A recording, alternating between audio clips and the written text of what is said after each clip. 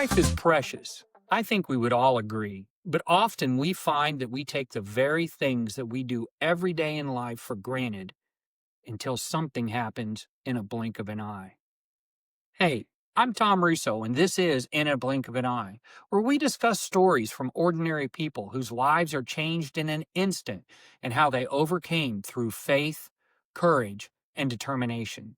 Join me on this podcast for uplifting stories of how people face various challenges and learn to not only survive, but thrive. In a Blink of an Eye is sponsored by Marketplace.live. Find what you need and get what you want at Marketplace.live. That's Marketplace.live. And I am so thrilled to have with me today Denny Johnson. Denny, welcome to the program. Thank you, Tom. Glad to be here. This is exciting for me. I know you have a story to tell, and we're going to get to that. But before we do, tell the audience a little bit about yourself, where you grew up, where you went to school, things like that. Yep. I was born and raised in Mobile, Alabama. Graduated from Theodore High School in 1982. That's where I uh, pretty much grew up, and that's where I met my first wife. And that's going to be part of my story, where I met my first wife, Karen.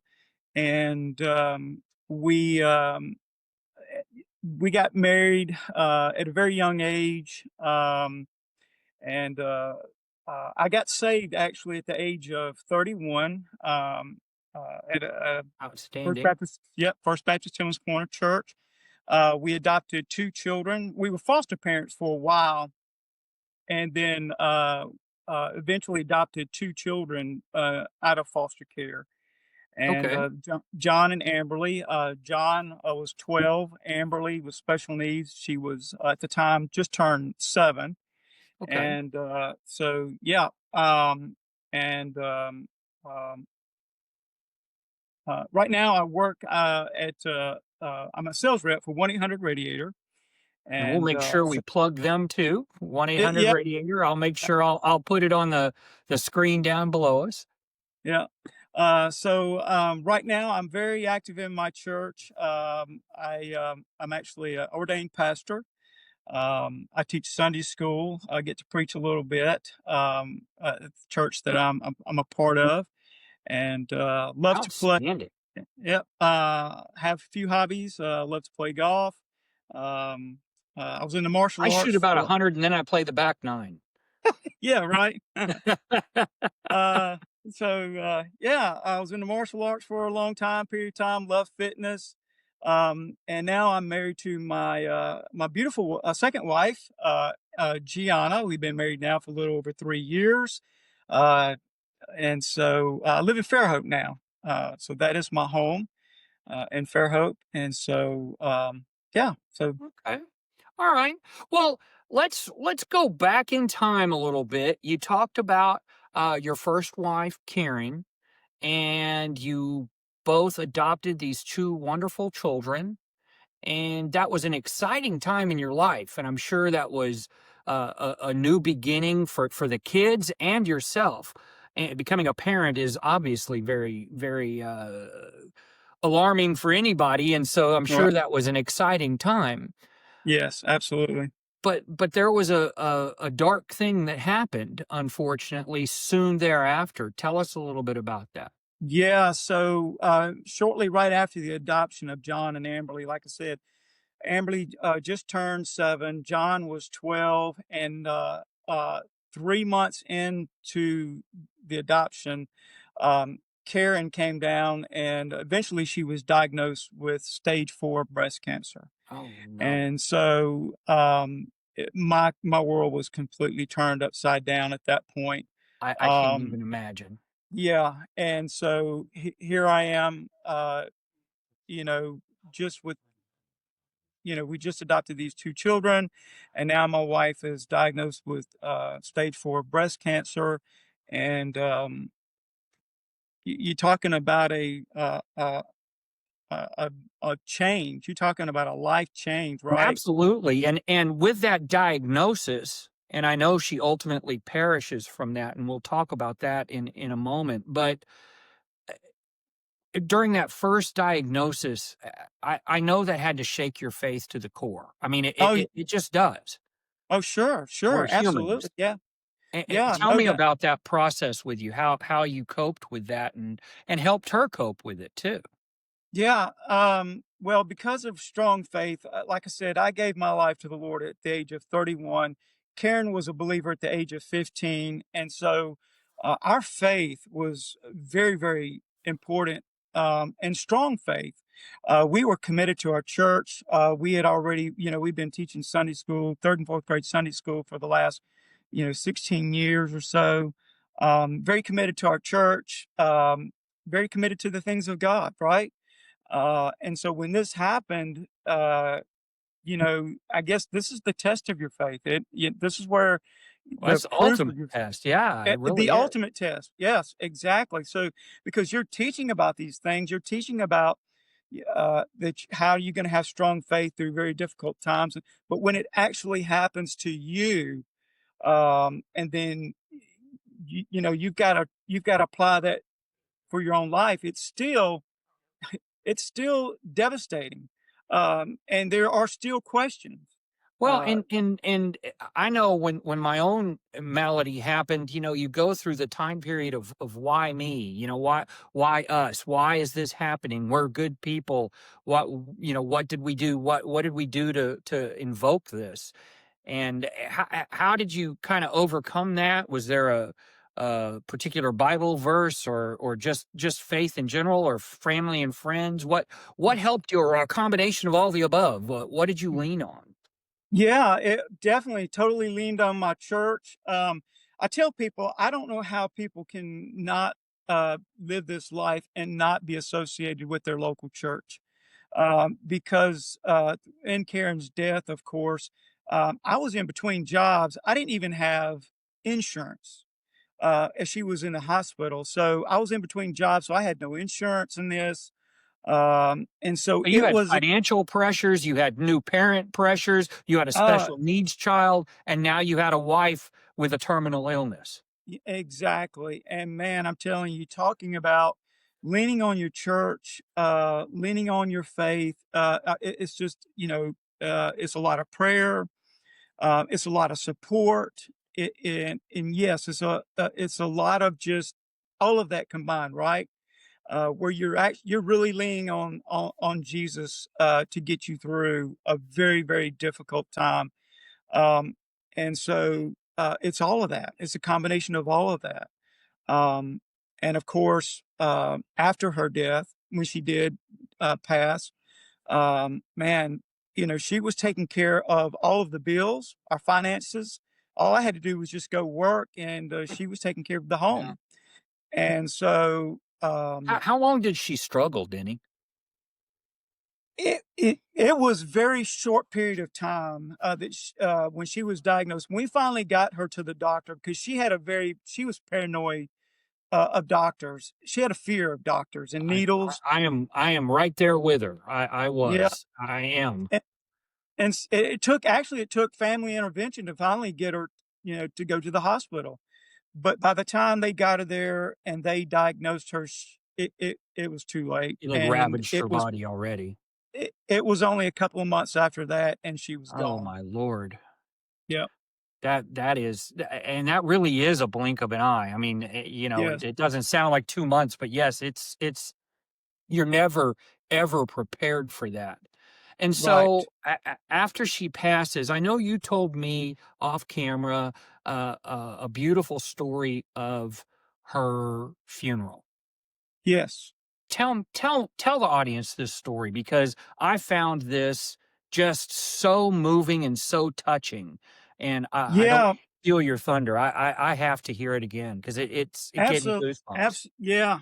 Well, my sister, she tells me, she says, you know, Denny, you need to tell your story. And because part of that is she's part of that story as well, and a lot of other people.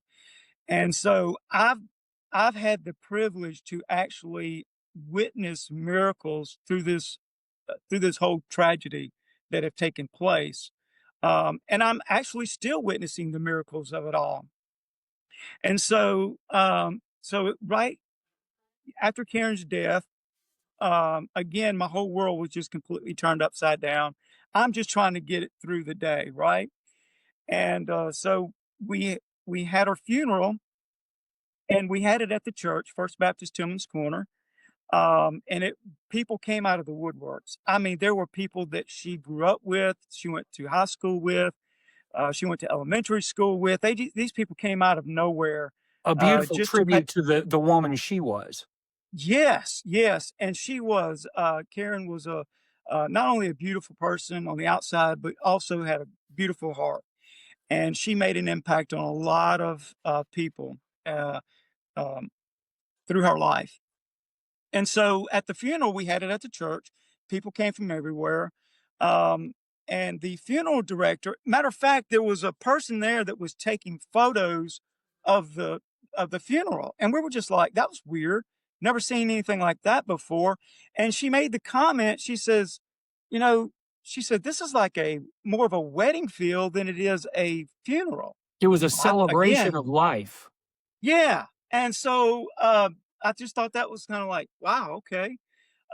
So um, the funeral director came to me, and he had his phone out, and he said, "Denny, I need you to be aware that there's a severe storm that's fixing to come about, and we may have to postpone the grave site for another day." And I said, of course, I'm not in my right mind. And I said, absolutely, whatever you got to do, I get it. He said, well, I'm going to tell your pastor. I'm going to go to your pastor and let him know that we're probably just going to cancel the grave site, and we'll do that maybe tomorrow or the next day. And I'm just agreeing with whatever, because I'm not even in the It's a right place. blur at that point. Yeah. Yes, yes. So anyway, I'm thinking we're not gonna do that, have the gravesite, that we were just gonna end right there at with the church service. Well, uh, they called the pallbearers to come up and to take the casket, and was we're going out the front door, I'm thinking, "Okay, I thought, I didn't think we were going to the gravesite or whatever." Come to find out that when he went to talk to, Brother Greg at the time, my pastor, Brother Greg told me this later. He said, "No, we're not going to do that." He says, "I just believe that he's going to show up today." And so I didn't know that. He told me that afterwards. So they open up the front doors of the church. They're taking a casket and putting Karen in the back of the hearse. And it was one of those days you've probably experienced this type of rainstorm where I'm in the Houston, brother. rain We experience all kinds of rain. This rain was sideways. I mean, and it was blowing. I mean, almost like hurricane force winds. It was Right. ridiculous. I mean, umbrellas were turning inside out as people were trying to scramble to their cars. Right. And I just can't believe that we're actually, Gonna try going to to go go to through this. with a burial. Yeah. And also keep in mind too that that week I had to actually go uh, uh, to the funeral home and actually pick out her gravesite just that week before. Um, put my foot on the piece of ground where she was going to be buried, and I didn't even have the financial capabilities of even taking care of her burial.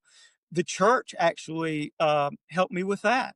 Amen. Um, That's so unbelievable, and that's yeah, wonderful. so many miracles and so many God moments where God just showed up. And so we're getting into the hearse, and we're on our way to the gravesite. And my father-in-law, and my mother-in-law, they're in the front seat. I'm in the back seat with my son John. And so as we're getting close to the gravesite, pouring down rain, and can't even hardly see the lights of the hearse in front of us. It's still that bad. And as we get closer, my mother-in-law, she looks out the front window of the car, and she notices this like a hole in a cloud, this bright Almost like an hole, eye like a of a storm or something. yeah, yeah, yeah. And so I'm looking at. through the window through the back seat, and I see it myself, and it was like, okay, that's unusual. That's that's wild. And as we get closer, all of a sudden I realized, I said, that looks like that is right over Karen's grave. And Miss Davis says, it sure does, doesn't it? It sure looks like that. So the closer we get, sure enough, we get there, and it's about 100 yard or so radius, um, where it is completely calm and there's complete sunshine. But you can see within about a 100-year radius around you, that it's Pouring down raining, a rain. It's torrential. commen down. Yeah, yeah, That is but right definitely a here, God thing. I mean, yeah, who can deny that? That is I I got goosebumps when you first told me that story, and I've got them again from you telling me again because that's so beautiful. God smiling down and welcoming her into His yeah. arms, and that's And so beautiful. we Yeah, so we get out of the car, and, as we're walking up and everybody's putting their umbrellas away because they're just everybody's in awe of what they're seeing and what they're experiencing. And, as I'm moving forward, um, my pastor and my sister come running up to me, and they grab me by the arm, and they just, my sister said, "Can you believe this? Can you believe this?" She practically ran out of her shoes. And my sister, basically, she became an atheist. I mean, she really rejected her faith. Um, and so she was staying with me. Her and Karen were good friends, so she was staying with me. She knew our relationship. So, but anyways, we're there and we're experiencing this miracle. And Brother Greg stopped me, and he said, "Denny," he said, "look at the ground." And so I'm not. I'm like, "Okay, what do you want me?" Anyway, he starts kicking up dust, and the rain hadn't even fallen there on the ground. Wow. It's just a miracle. And as we get closer to her tent, as these three white dove, pass over her tent. And at that moment, for me, it was just confirmation from God that says, I'm here, I'm in control. Um, Karen's in good hands, and it's all going to be good, right? And so for me, it was just that moment of comfort, knowing that it is going to be okay, and I'm going to get through this. So, That, but that yeah, that is such a beautiful story, and it's confirmation of God's hand in everything. yeah, There's a plan. We don't always understand the plan, um, exactly, but we have to give it up to the Lord to do His will, and yeah, that is wonderful. Now, you mentioned something about your sister. You said that she was kind of an atheist. Take yeah, me through that because I think there's a positive to the end of that story there. yeah, yeah. So, we don't think about this as believers when Christians die, and especially Christians who are committed to God. That God is not going to let a one of His children's death go unnoticed, so to speak, right?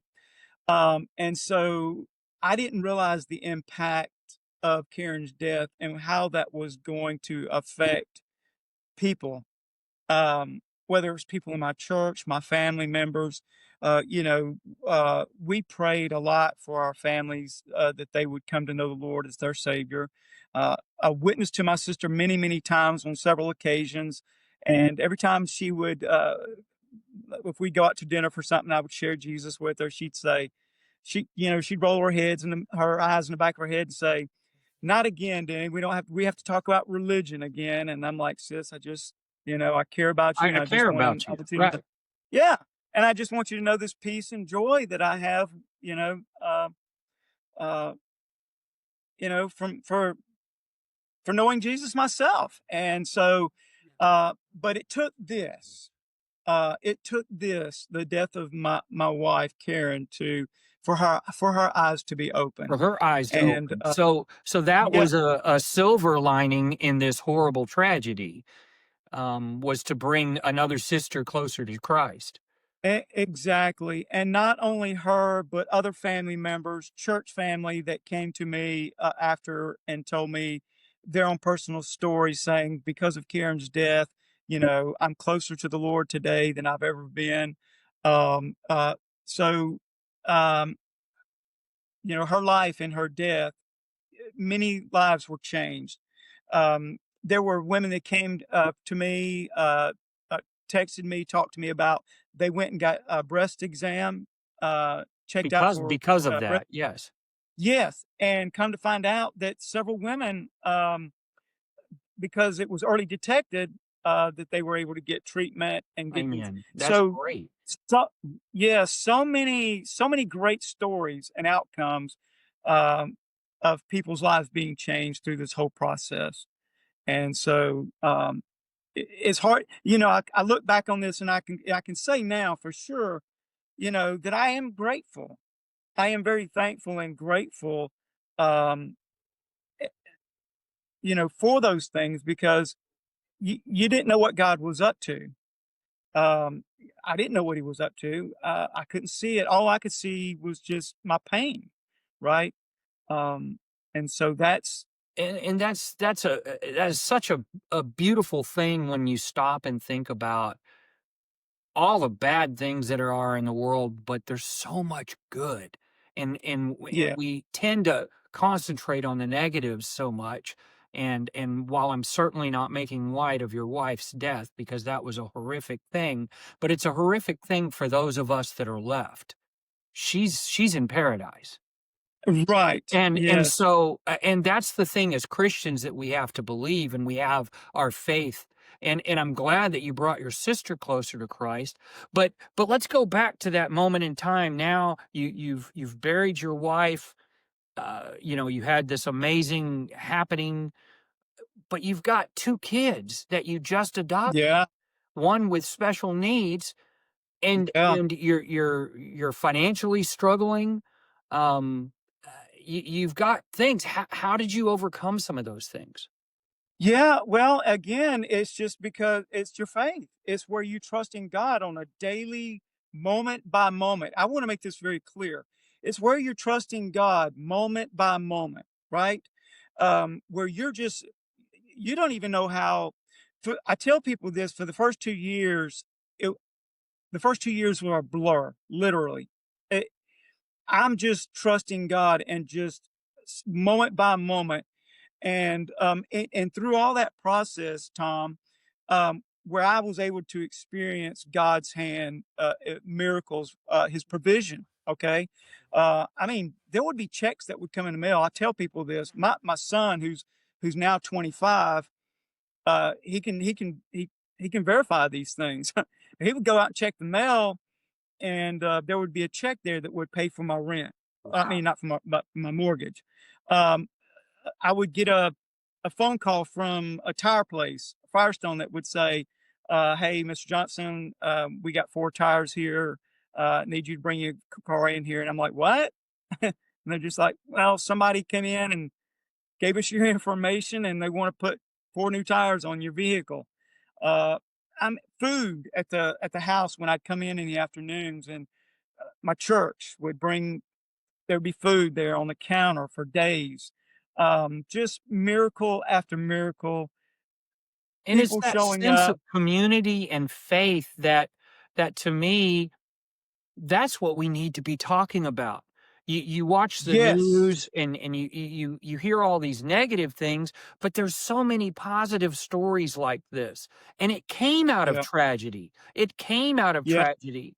But you ultimately built yourself up. You got the job with 1-800 Radiator.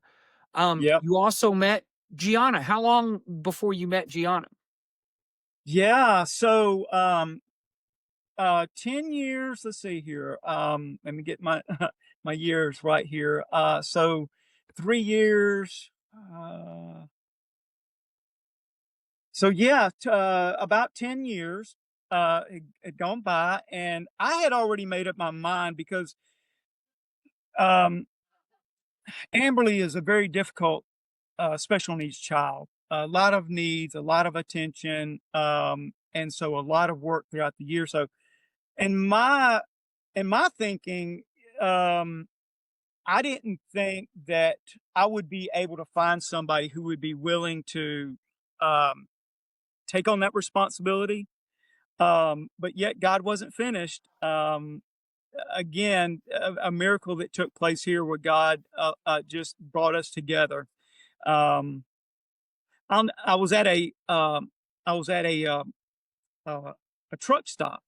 I just bought me a motorcycle and I was at a truck stop. I didn't have coffee at the house and I was there at this truck stop and I got me a cup of coffee and this car was in front of me and and this lady was she kept looking at me. We made eye contact and she had a little girl and I waved back and whatever. Well, she drove off and she made a circle and she came back and I'm like, well, this is weird. Um, and um, anyway, she rolled down her window and she said, "You don't know me," she says, "but," she said, "I gotta say something to you." She said, "God has laid something on my heart that I need to say something to you about." And I'm like, "Oh, okay." And, she began to tell me things about my personal life that this woman had no idea of What the had things that I happened? What was. had transpired? Yeah. Yeah, exactly. And so she began to tell me about things about my life. She says, God's not finished with you. He's going to bring someone into your life and he's got big plans for you. And I'm just like, I'm in tears. Because I'm thinking, I had just been praying and asking God, okay, God, what's next? And so it wasn't long after that, sure enough, um, through prayer, through asking God, what does He want from me? Um, I got on Facebook dating app, and it wasn't long that me and Gianna started texting back and forth, and not long after that, probably within about a year or so, um, we're married, Wow. and And and she's I been just able to embrace the children as well. yes, yes, So that's she that's was been a willing to. positive. Oh yeah, absolutely. Wonderful woman. I never thought that I would be able to find another lady like Karen and but God knew. Um uh God knew. And so he brought us together and it's just been, a little over 3 years now and it's just been awesome. And Amen. she's That's so awesome. awesome. I'm Yeah, so happy for you, absolutely. Denny. And I Yeah, got to tell you, we're already up against the 30-minute mark. Time flies when you're telling a great story and having great conversation. Um, I yeah, want you to hang on for a moment, but I need to kind of wrap it up here. Uh, yeah. Hang on just a second. Well, can I say something, Tom? Absolutely. Just want to say, man, thank you for this. This, I think, we talked about this that I had been looking for an opportunity to share my faith and to share my story. You just came along, and so, man, I just wish you great success with this, and I just pray that this would encourage someone. Uh, all these uh, podcasts that you do, man. I just hope it just reaches people, encourages people, Honey, and, thank you. I'm just thankful. Thank Yeah, you man. so much. Um, I felt called by God to do this when my misfortune happened with my eye, and I am grateful for the opportunity. You are on my 11th episode, and this is exciting to me because I've told 11 different stories, and I'm getting feedback from people all over the country of that's awesome. how, it's touched them or it helped them or it's helping them get through a tough time or they know someone that it might want to watch it or and so thank you for that encouragement. I appreciate that. Bear with me just a moment and I'll wrap this up. If you like hearing uplifting stories like Denny's of overcoming challenges in life, click the like and subscribe button. It's somewhere around here. We'll find it. Perhaps you have a story of your own to share, an accident, a sudden loss, PTSD, alcohol or drug abuse, a natural disaster, illness.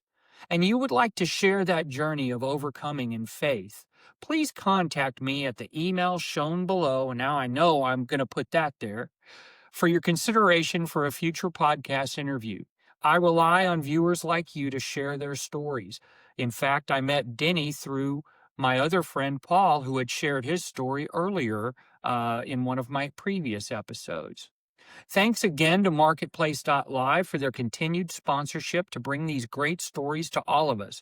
Marketplace.live, find what you want and get what you need. I want to thank everyone out there, especially my family, our military, veterans, and first responders who put their lives on the line every day. And we can't forget our teachers and medical professionals who all make the world better one person at a time. Most of all, thank God for all the blessings in our world. We just need to make sure that we Amen. concentrate on them every single day. Until next time, my friends, Carpe Diem, seize the day.